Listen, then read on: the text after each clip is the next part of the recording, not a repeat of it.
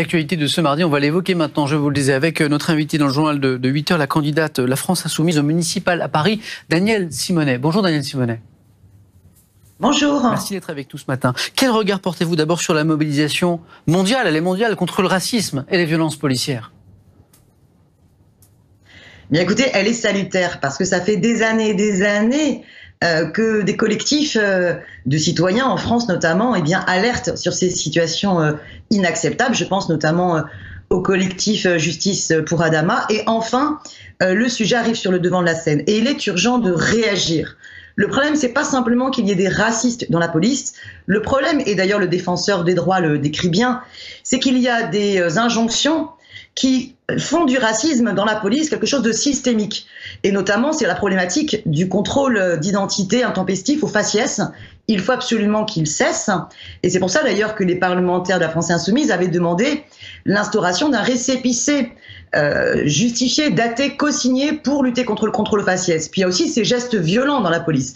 Vous savez, moi je suis élue du 20e et au quartier Fougères, qui est un quartier populaire du 20e arrondissement, 3 jours après la mort de George Floyd, il y a eu une interpellation extrêmement problématique où on voyait un policier qui mettait son genou sur le cou d'une personne à terre et menottée.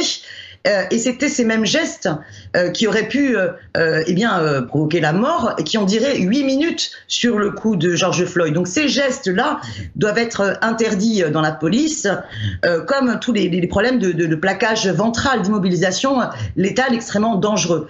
Et donc on voit que le gouvernement est d'ores et déjà en train de réagir, mais c'est grâce à la mobilisation, donc il faut continuer. Parce qu'on n'oublie pas qu'il y a quelques mois à peine, les élus macronistes à l'Assemblée nationale ne se sont absolument pas mobilisés pour soutenir les propositions de loi de la France Insoumise sur ces sujets-là. Je rappelais que vous êtes candidate au municipal à Paris. D'ailleurs, en matière de contrôle d'identité, vous faites cette proposition que vous avez évoquée à l'instant, le récépissé. En matière de sécurité, pour Paris, quelles sont vos autres propositions? Écoutez, moi, je ne suis pas favorable à une police municipale. Je vois que toutes les autres candidates, Madame Hidalgo, Madame Buzyn, Madame Dati, proposent une police municipale. Il faut savoir que dans la scène que je viens de vous décrire, le rôle des agents de la sécurité de la ville de Paris sur place, aux côtés de la police, était d'essayer d'empêcher les personnes de filmer. Donc, il y a un vrai problème. Cette police municipale, par exemple, elle coûterait 60 millions d'euros. Avec ces 60 millions d'euros, on pourrait financer 4 700 places d'hébergement d'urgence avec accompagnement social.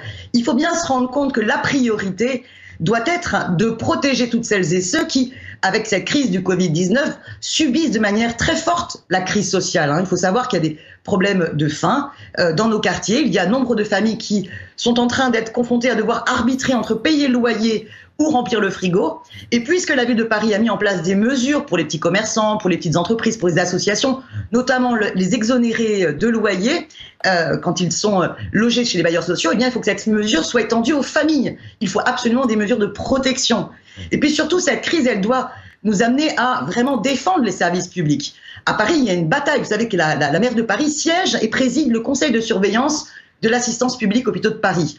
L'hôpital commence à redevenir, à réouvrir normalement comme avant au niveau de leurs différents services, puisqu'on n'est plus dans la même sursaturation des services de réanimation, mais il y a un hôpital, c'est l'hôpital Hôtel-Dieu, dans lequel on n'a pas encore réouvert ses urgences. Et il y a une bataille pour contrer le projet de privatisation d'un tiers de cet hôpital, où on veut en mettre notamment un restaurant gastronomique. Je pense vraiment que la défense des services publics, pour qu'on ait des EHPAD de qualité, pour qu'on arrête de privatiser, vous savez, dans le 20e, ils sont allés jusqu'à privatiser le crématorium du Père-Lachaise, qui est un terrible symbole. Il faut au contraire plus de services publics et arrêter ces politiques libérales et aussi une bifurcation écologique. Moi, je pense qu'entre une ville écologique ou une ville des Jeux Olympiques, il faut choisir, et c'est aux citoyens et aux citoyennes, par référendum, de pouvoir en décider. Merci beaucoup Danielle Simonet d'avoir été notre invitée ce matin dans la matinale de France Info.